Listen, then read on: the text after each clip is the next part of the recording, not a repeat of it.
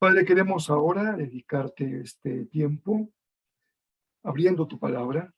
Estamos ya en el capítulo 21 de Juan, terminando el evangelio que tú quisiste revelarle al apóstol, al discípulo amado. Gracias por tu palabra. Te bendecimos con todo nuestro corazón. Cada uno tendrá una necesidad particular.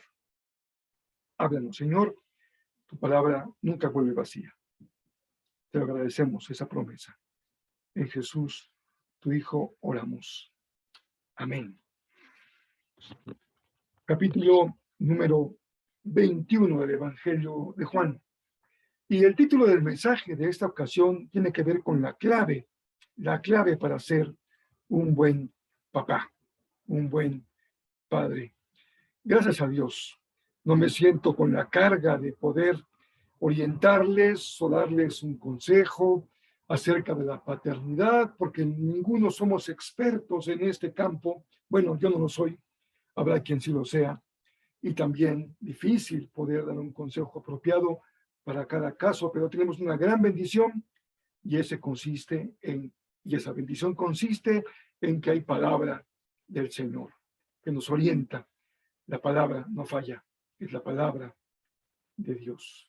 Una forma adecuada de empezar hoy es decir, que no te corten la cabeza. ¿Cuál es la clave para ser un buen padre? En esos días leía yo en la prensa que se acaba de publicar un libro de la escritora mexicana Almadelia Murillo. El título del libro es La cabeza de mi padre. Y ahí la expresión, que no te corten la cabeza. El libro trata sobre el testimonio de esta escritora, un hombre que era su papá, que se fue de casa cuando ella tenía apenas 7 años. Y al que para sobrevivir, dice, fue más fácil enterrarlo en vida. Una vez que papá se fue, 7 años, mamá se dedicó a cortar la cabeza de papá en todas las fotos familiares en las que aparecía. Por eso el libro se llama La cabeza de mi padre. Como millones de mexicanos, esta niña forma parte de esa legión abandonada por su progenitor. Hay algunos cálculos, se dice que 26 millones de personas, según cifras oficiales, son parte de familias sin padre. El libro consiste en ese viaje que ella emprendió durante 20 años para encontrar a Porfirio Murillo, su papá, y poner en su sitio la cabeza de papá. Dice la escritora, fue una proeza realmente demoledora.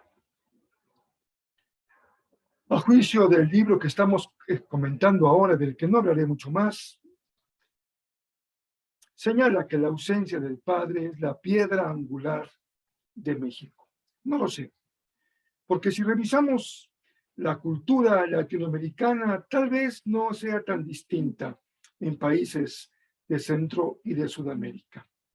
Y si revisamos la cultura de países del norte, como los países anglos, tanto de América como de Europa, tal vez no sea tan diferente. Y si nos vamos a culturas asiáticas o africanas, es probable que esta condición de la ausencia del padre no sea tan excepcional.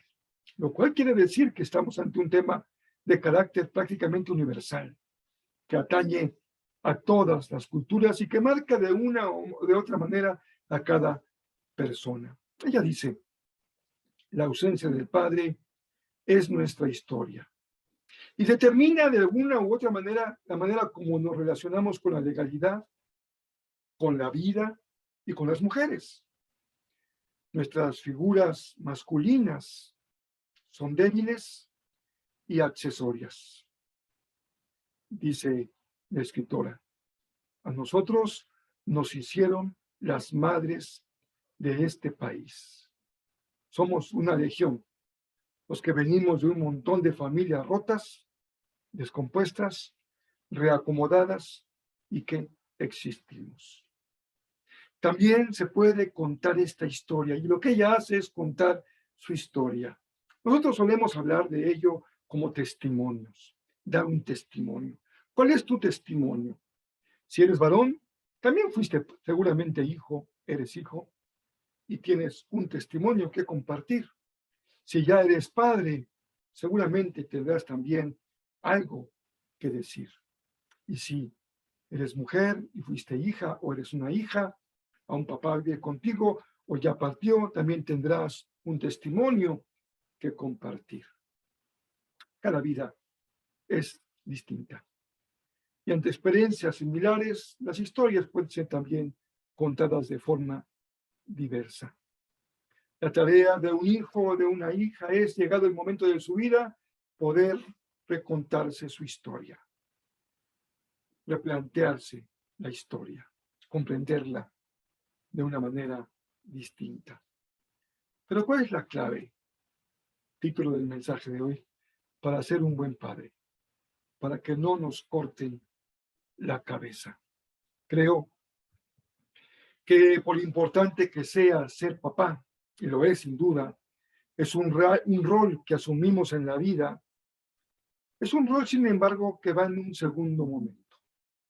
Porque antes de papá y antes de mamá, a veces lo olvidamos, somos personas.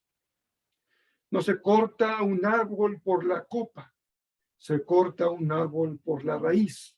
Si realmente queremos derribarlo y extirparlo de su lugar, hay que ir a la raíz y no cortar las hojas.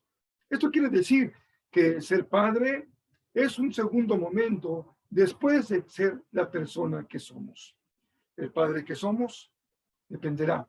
El padre que vivimos, que tuvimos, dependió de qué persona era, qué tipo de persona es. ¿Qué tipo de madre eres? ¿Qué tipo de hijo eres? ¿Qué tipo de hija eres? Descansa en el tipo de persona que tú y yo somos. ¿Cuál es la clave? Creo que la clave se encuentra en lo que veremos enseguida, y ya escuchamos la lectura dramatizada del texto en capítulo 21, versículo 6. En este verso, Jesús habla a sus discípulos. Él habla. Y los discípulos, a pesar de que no lo han logrado identificar a cabalidad, escuchan. Jesús habla y los discípulos obedecen.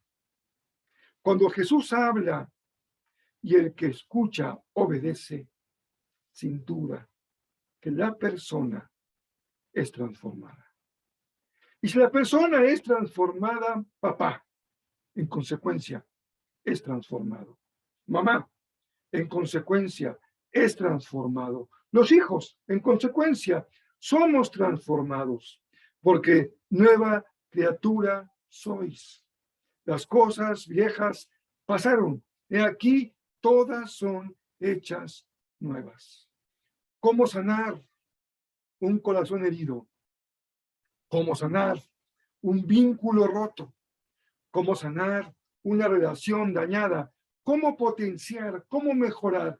¿Cómo crecer en una relación con papá o desde papá? Nueva criatura sois. Las cosas viejas pasaron. Y a la luz de esa transformación de origen, ese cambio de raíz, inicia un camino, un testimonio, una aventura que la Biblia llama el discipulado. Cuando papá es un discípulo de Jesús, cuando mamá es una discípula de Jesús, cuando nuestros hijos pueden decir: cuando yo te conocí, Dios, mi vida cambió. Hay que escuchar. Verso 6 del capítulo 21. Jesús encontró a los discípulos trabajando. Por la noche tomaron la barca, fueron mal adentro, no demasiado, como leeremos en el texto enseguida, y los encontró con Pedro descamisado y afanoso, echando una y otra vez la red sin un solo pez, sin un solo pescado, sin ni un solo pez que pudo haber sido pescado. El mar, esa noche, no dio sus bendiciones, no dio fruto. Y si tú has experimentado en tu vida un esfuerzo infructuoso, un trabajo sin resultado, si tú has enfrentado en tu vida el esfuerzo vehemente y comprometido de ir a picar la piedra y la piedra no da de sí, entonces me entenderás que podemos caer no solamente en el cansancio de toda una noche pescando, no solamente en la ofuscación del enojo por no encontrar resultado, no solamente en la tristeza y la depresión de ver que las cosas no salen bien. Y cuando estamos en esa condición emocional, no podemos escuchar. Tú y yo lo sabemos. Cuando por alguna razón estamos atravesando un momento difícil, de conflicto, cuando nuestras emociones han sido tocadas por alguna razón, no estamos dispuestos para oír. Pero la Escritura dice, cuando vayas a la casa del Señor tu Dios, acércate más para oír. Y los discípulos estaban a distancia suficiente para oír la voz de Jesús. Y eso hizo en su vida un cambio totalmente profundo y significativo, porque escucharon la voz de Jesús. Déjame decirlo desde ahora. La red no cambió, la barca no cambió, el mar no cambió.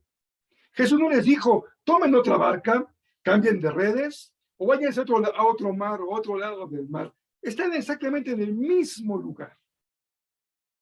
Pero hubo una voz, y ellos oyeron una voz, y ellos obedecieron a una voz que hizo toda la diferencia, la voz del resucitado. Esta fue, dice Juan, una más de las ocasiones en que Jesús resucitó. Se mostró, como resucitado. Una vez más en la que Él se manifestó como el resucitado. Tal vez lo infructuoso no sea porque insistes en la necesidad de echar la red en el mismo lugar. Tal vez lo infructuoso no sea consecuencia de que sigues usando la misma barca. Tal vez lo infructuoso no sea consecuencia de que estás exactamente en el mismo mar y en el mismo lugar del mar. Quiero invitarte a que consideres a que con toda seguridad las cosas no han cambiado porque no has permitido que tus oídos escuchen la voz del resucitado. No eres flojo, no eres un desobligado, no eres un incapaz o un ignorante, solamente eres un poco necio, porque tus oídos siguen siendo sordos a la voz de Jesús. Y Dios usa muchos medios para hablarte. En la ocasión en que estamos considerando hoy, Él habló a los discípulos por la voz misma del Maestro. Pero hoy nos habla hoy de muchas maneras. Cuando abrimos la palabra y meditamos en las Escrituras, cuando adoramos al Señor y lo buscamos en oración, cuando escuchamos un mensaje y el Señor nos habla a través de una predicación, cuando conversamos con alguien en intimidad y podemos disfrutar del compañerismo fraternal y escuchar su voz.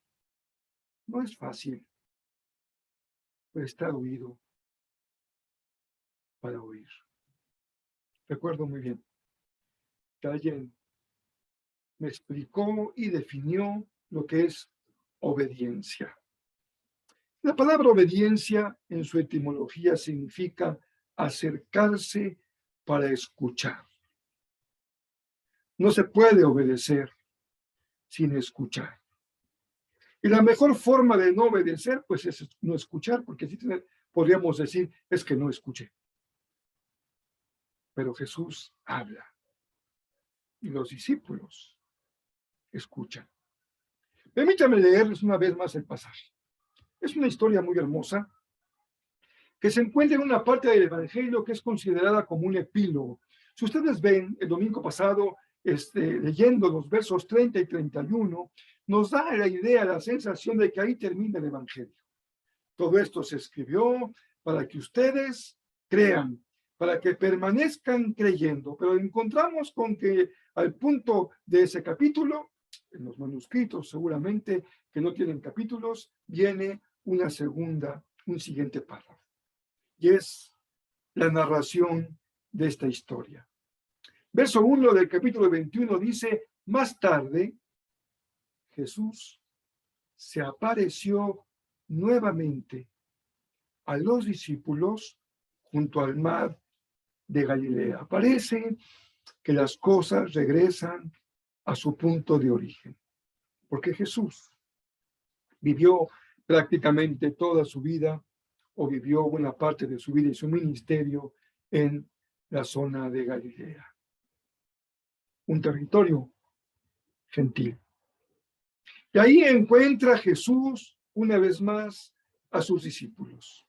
Y dice Juan, este es el relato de lo que sucedió. Varios de sus discípulos se encontraban allí. Otra vez, aquí está Pedro, y mencionado como suele suceder en primer lugar, Simón Pedro. Ahora no está ausente, Tomás está presente, pescando, estando, mejor dicho, en el lugar en donde van a pescar. Tomás, el que apodaban el gemelo. Y también se encuentra Natanael de Caná de Galilea, y los hijos de Zebedeo, y otros 2 discípulos. Ahí están, en la orilla del mar, en Galilea. Simón Pedro dijo, me voy a pescar. Nosotros también vamos, dijeron los demás. Bueno, esto es un poco excepcional, porque a veces decimos, bien, que te vaya bien, yo aquí te espero. No, ellos se van juntos, todos juntos, dispuestos a ir a trabajar. Así que salieron en la barca, pero no pescaron nada en toda la noche. La Biblia señala que la noche no es el mejor momento para trabajar. Por alguna razón, la noche se asocia con tinieblas, con oscuridad, y hay una concepción en la cultura judía en la que el trabajo nocturno no es un trabajo que dé fruto. Así que no es excepcional el hecho de que Juan señala que estuvieron toda la noche pescando y nada habían obtenido. Toman su barca y se dirigen al lugar de la pesca. Pero pasa la noche y llega el amanecer. Y el amanecer siempre significa la esperanza de un nuevo día. El amanecer siempre significa que el sol saldrá otra vez tras las montañas para alumbrar y darnos una nueva esperanza. La noche pasa y viene el nuevo día. El trabajo infructuoso de la noche quedó atrás. Ya está resplandeciendo o apenas asomando el sol en el horizonte. Dice el verso 4. Al amanecer, Jesús apareció en la playa. Pero los discípulos no podían ver quién era, tal vez a la distancia, o tal vez por la penumbra de la mañana del amanecer. Pero pudieron escuchar. Y Jesús les preguntó, amigos, ya no os llamaré siervos, sino os llamaré amigos, porque el siervo no sabe lo que hace su Señor. Amigos, ¿pescaron algo? Jesús sabía. La pregunta es una pregunta retórica. Es decir, más que esperar una respuesta audible, clara, que los discípulos se apresuraron en ofrecer, Jesús estaba hablándoles acerca de esa realidad de su noche infructuosa. No, contestaron ellos. Porque si tú sigues viviendo en la oscuridad, si sigues viviendo en las tinieblas, Si sigues viviendo en ese espacio amenazante y peligroso que simboliza el mar de esta historia, no vas a pescar. Mientras que permitas que tu vida siga siendo dominada por la oscuridad, aunque seas un discípulo de Jesús, entonces no va a haber pesca que disfrutar. No, contestaron ellos. Verso 6. Entonces Jesús les dijo, él dijo, echen la red a la derecha de la barca y tendrán pesca. Aquí las palabras de Jesús son palabras afirmativas, son palabras de confianza y son palabras desafiantes. La palabra de Jesús suele ser para nosotros también un desafío, porque tenemos que vencer la depresión, la tristeza, la ofuscación, el enojo de pasar toda una vida picando piedra sin tener resultados, esforzándonos sin lograr aquello por lo que hemos soñado y por lo que hemos trabajado. Y el momento en que quisiéramos decir, Señor, ya no, mira, ya toda la noche estoy cansado. Echen la red a la derecha de la barca y tendrán pesca. Tal vez tú te preguntes, ¿y si ponen la red a la izquierda y se la ponen atrás y se la ponen adelante, hubiera habido alguna diferencia? Seguramente sí, porque eso dice el Evangelio. ¿Qué significa, sin embargo? Una palabra del resucitado, una palabra de Jesús, una directriz del Maestro. Y cuando estamos en ofuscación, en frustración, en enojo, en falta de productividad, necesitamos una palabra clara, firme, que dé directriz a nuestra vida, que nos indique el paso que debemos dar y que debemos seguir. No nos sintamos débiles o inseguros, porque necesitamos escuchar la voz del Maestro, porque todos en nuestra vida necesitamos siempre la palabra de Dios en nuestra vida para orientarnos. Dice Jesús, echen la red a la derecha de la barca y tendrán pesca. Pero Señor, es la misma red. Pero Señor, es la misma barca que hemos usado toda la noche. Pero Señor, estamos en el mismo mar en el que hemos estado toda nuestra vez de aquí para allá, buscando el lugar apropiado para poder pescar algo. Pero ellos tendrían que aprender que la diferencia no la hace la barca, la red, el lugar, el mar, su fuerza física, su pericia, su sabiduría como marinos. La diferencia la hace la voz del resucitado, la directriz de la palabra del Señor, la directriz de la voz del Maestro. Pero hay algo hermoso en esta historia. Algo hermoso que edifica nuestro corazón y que da de ti encontrar la clave para ser una mejor persona, una persona diferente, una persona renovada y transformada, una nueva criatura en Cristo, un discípulo de Jesús.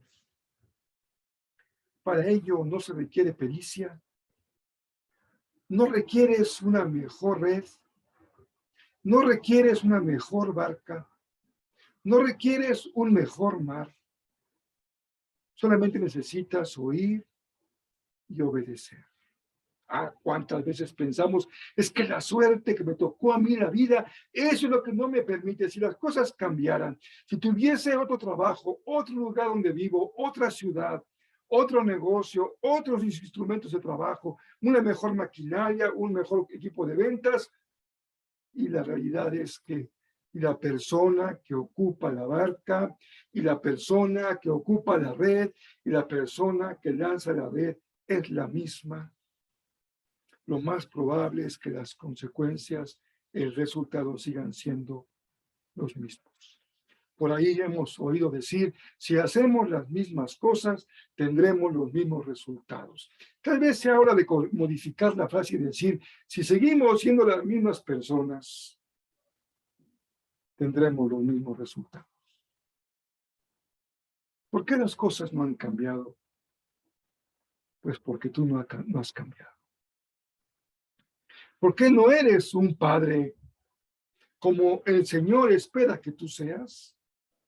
¿Por qué no has cambiado? ¿Por qué no se han logrado restaurar los vínculos con tus hijos, con tu padre? Porque la misma persona no puede establecer nuevas relaciones. Se requiere odres nuevos para un vino nuevo. Se requieren tinajas nuevas para un buen vino nuevo. Nicodemo, aunque conoces la ley, aunque puedes ser un buen hombre y un buen judío, un líder, miembro del Sanedrín, necesitas nacer otra vez. Quiere decir tener un cambio de raíz, un cambio profundo, un cambio significativo, una verdadera transformación.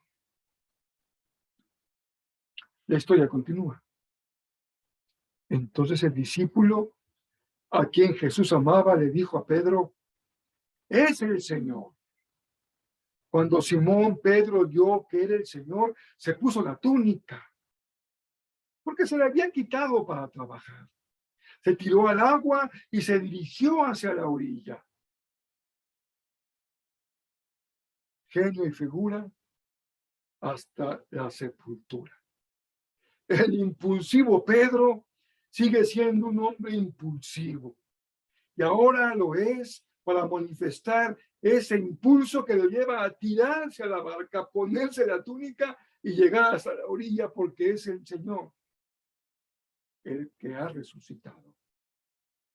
Nosotros, más mesurados, se quedan en la barca y arrastran la pesada red llena de pescados hasta la orilla, porque estaban solo a unos 90 metros de la playa. Cuando llegaron, me encanta este detalle familiar. La iglesia es una familia espiritual. Missio Dei es una familia espiritual. Hemos sido integrados a una familia espiritual para tener momentos de convivio como los que tuvo Jesús con sus discípulos, porque ser iglesia significa construir una comunidad, una familia. Cuando llegaron, encontraron el desayuno preparado para ellos. Pescado a la brasa y pan. Nada más. ¿Se imaginan la delicia de ese desayuno? Pescaditos recién traídos del mar, tal vez preparados de forma rústica y colocados en la brasa, asaditos con pan. El pan que usaba la cultura hebrea y que nosotros replicamos en la celebración de la cena del Señor. Traigan algunos de los pescados que acaban de sacar, dijo Jesús. Así que Simón Pedro subió a la barca y arrastró las redes a la orilla. Había 153 pescados grandes. Y aún así, la red no se había roto. Cuando Jesús hace la obra, cuando escuchamos la voz del Maestro, cuando oímos más allá de la ofuscación, del temor, de la frustración, y nos acercamos para oír la voz del Señor, entonces obedecemos en consecuencia y la promesa es que su palabra nunca vuelve vacía. Y en este caso, no solamente son peces, sino peces grandes. 153 para ser más exactos. Y aún así, la red, que tal vez no estaba lista para tanta pesca, logró resistir y llegar hasta la orilla para traer esa muy fructífera labor de los discípulos.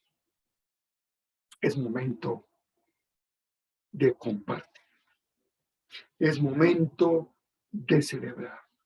Qué hermoso, porque qué triste es que celebres el Día del Padre, como decimos por acá, de a dedo. Tú solito. No tienes con quién compartir. Y es buen momento para reflexionar en el por qué. En el por qué razón en nuestras vidas no tenemos la bendición o el resultado de tener una familia con la cual compartir. A veces son circunstancias que implican los derroteros de la vida, porque los hijos tal vez tomaron su camino y han cambiado de ciudad, algunos de país, algunos hasta de continente. Y aunque hubiese la voluntad, no sería factible, físicamente hablando, reunirse. Pero hoy tenemos muchos medios para estar reunidos sin que estemos físicamente reunidos. La clave para una paternidad saludable, la clave para una paternidad dichosa está en ser personas transformadas por la voz de Jesús. Dice el verso 12, ahora acérquense y desayunen. Jesús nos pone el ejemplo y nosotros lo seguimos, tal vez en esto sí lo sigamos con mucha obediencia, compartir la mesa, porque nos juntamos y comemos, y nos juntamos y cenamos como en la Pascua, y nos juntamos y desayunamos como con el resucitado.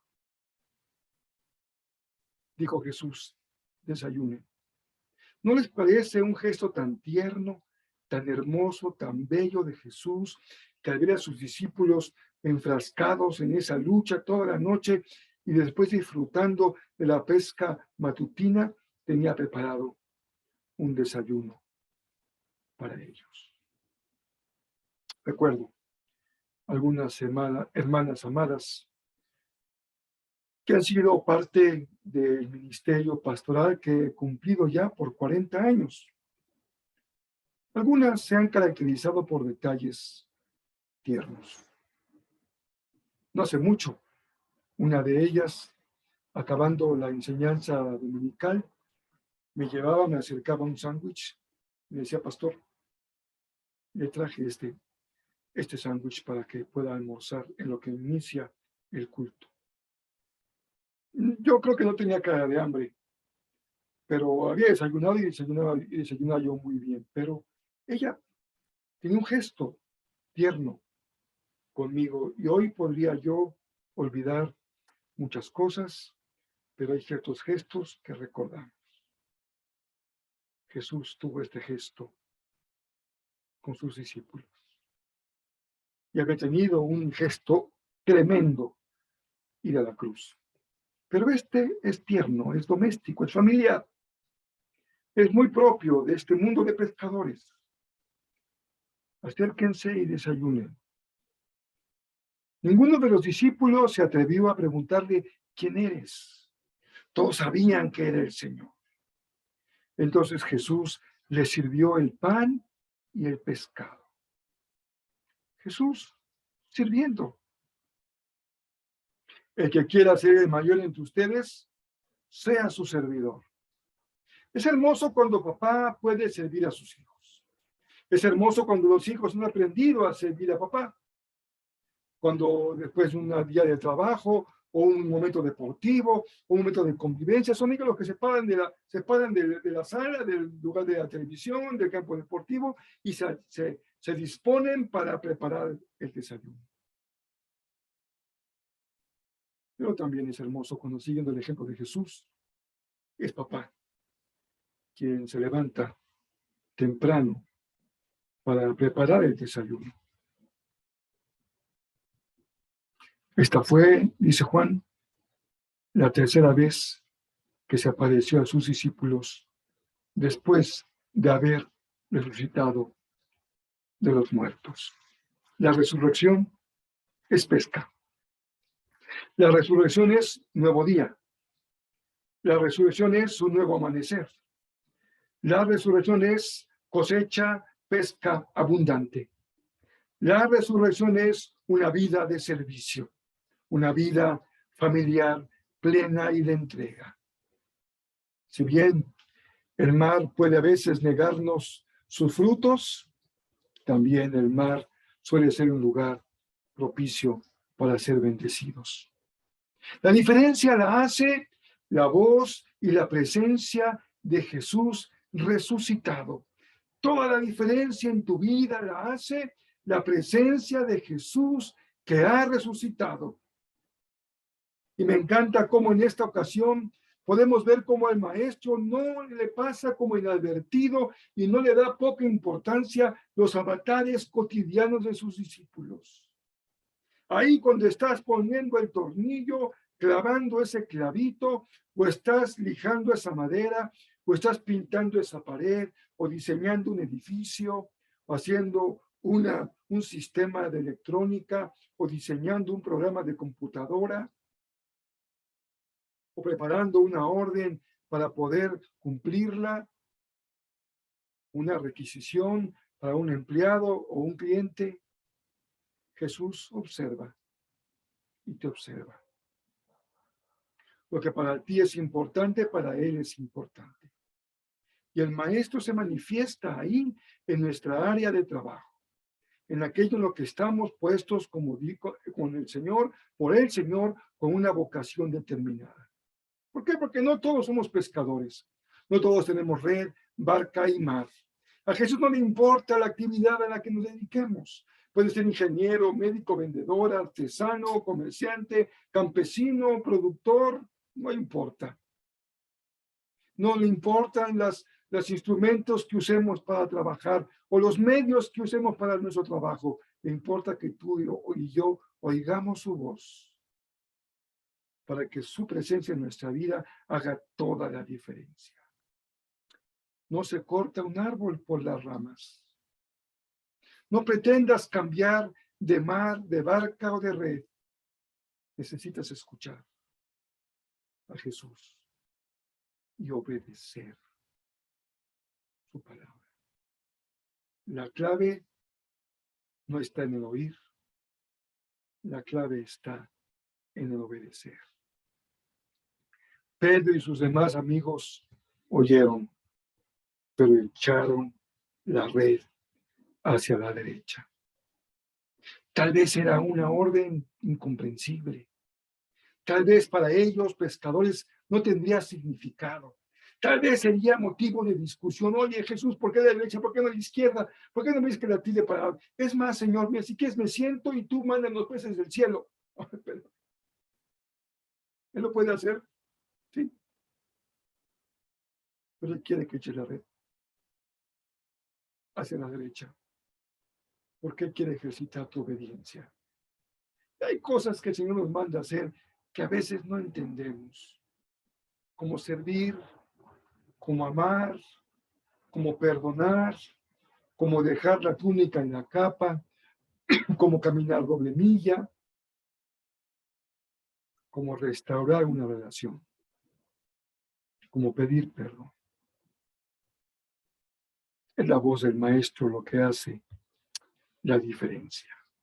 ¿Te imaginas tu vida familiar? ¿Puedes imaginar tu vida como discípulo? ¿Puedes imaginar tu vida como padre siendo un buen discípulo? Y en consecuencia, una buena persona. Y en consecuencia, un buen padre. La rama, la copa del árbol es la paternidad. La raíz es la persona. Los cambios arriba se gestan abajo. Son cambios en profundidad. El iceberg se mueve por las corrientes marinas que logran mover la parte que no se ve. Y el Señor cambia nuestra vida en aquellas partes imperceptibles, no visibles, pero que tienen que ver con nuestro ser interior. No importa en qué lugar de la escalera te encuentres, hasta abajo o allá arriba, pero el paso que sigue siempre será hacia arriba cuando escuchamos la voz de Jesús. Mejores padres, mejores familias, mejores hijos, mejores iglesias, sin duda, mejor sociedad, mejor país, con mejores personas. Si la raíz se sana, si la raíz se restaura, si la raíz se salva, entonces las cosas serán diferentes. Déjame terminar en esta ocasión compartiéndote una breve historia personal. Mi esposa y yo tuvimos aquí durante varias semanas una plantita. La puso ella dentro de una botella de plástico con agua, y cuando se llegó a la casa estaba con muchas hojitas, bonita, y ahí le pusimos un tiempo para poder mantenerla viva. Y así estuvo algunas semanas, y de repente la planta comenzó a perder sus hojas, y a perder sus hojas, y a perder sus hojas, y se quedó en una varita, sin una sola hoja. Pasaron las semanas y no daba, no había más hojas, pero sí echaba raíz. Así que llegó su momento, la quitamos de la botella, la trasplantamos a un espacio donde hay suficiente tierra. Ahí se plantó y esperamos algunos días. Y pasó algo interesante. Comenzó a echar hojas.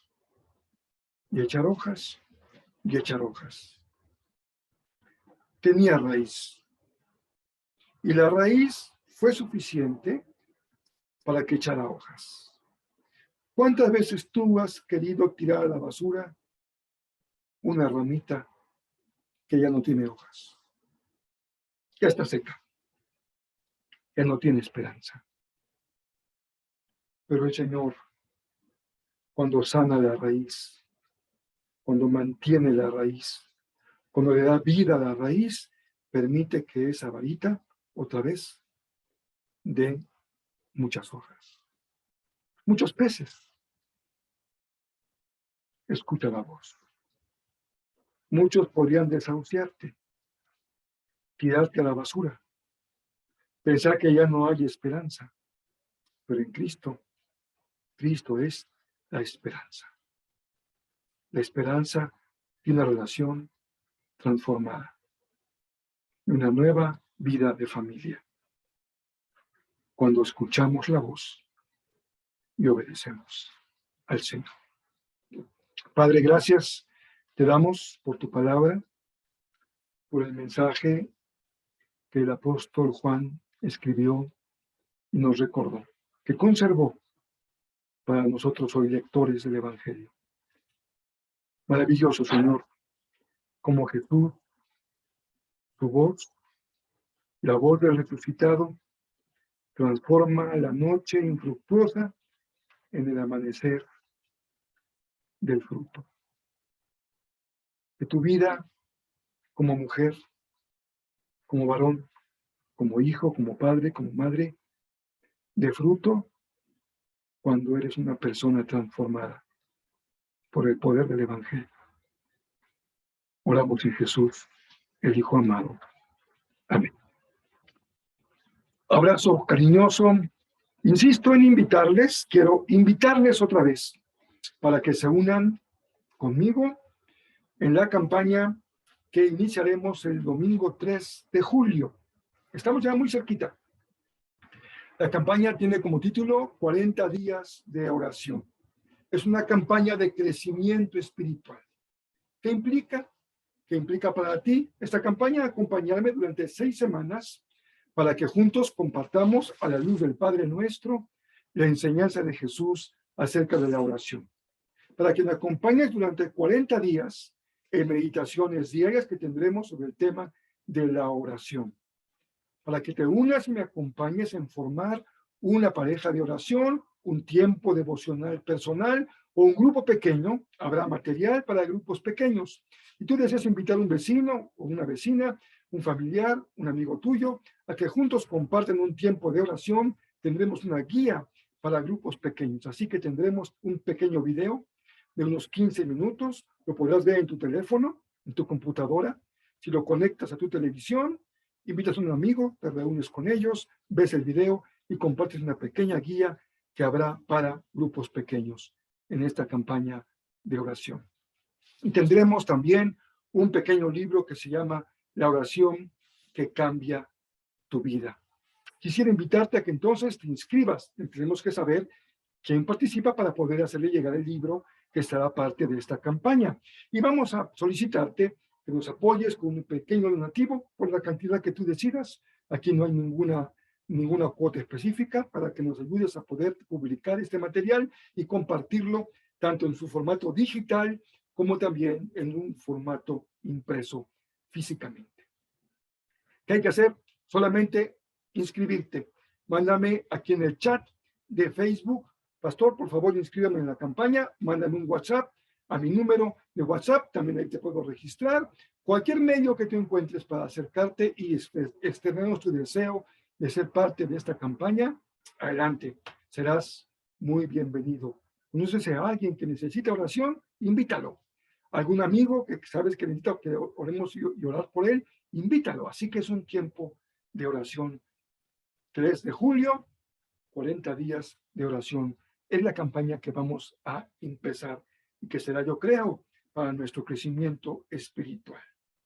Saludo a mi hermana Martita Medina, a Luis y a Rebeca, a Lourdes Almanza, mi hermana Lulú, un abrazote a mi hermano Alejandro Roldán y a nuestra hermana Patti. Bueno, también un abrazo cariñoso que este día, en algún momento de nuestra transmisión, nos han acompañado y les mandamos un abrazo cariñoso a Lorita, Norma, César, Joaquín, Anela y Evalinda, que el Señor nos da una semana muy bendecida. Noticia, aviso, espero que no se me hayan desconectado todavía. Próximo domingo tendremos nuestra reunión presencial. Tenemos un espacio que nos han ofrecido, vamos a ocuparlo el próximo domingo para tener nuestra reunión presencial. Será a las 11:30 como todos los domingos. También mantendremos la transmisión vía Facebook. Así que tendremos también la reunión por esta vía digital como la reunión de corte también presencial. Próximo domingo será una gran oportunidad para compartir, convivir, abrazarnos y tener compañerismo espiritual y fraternal.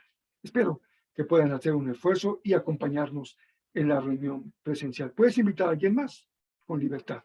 Lo recibiremos con mucho gusto como nuestro invitado especial.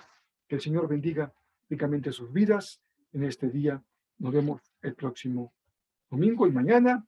Seguimos con nuestras meditaciones. Nos faltan nada más 2 semanas más de meditaciones y cerramos el capítulo 21 y todo el Evangelio, tercera temporada de Juan. En algún momento, en el futuro, vamos a ir a las cartas de Juan.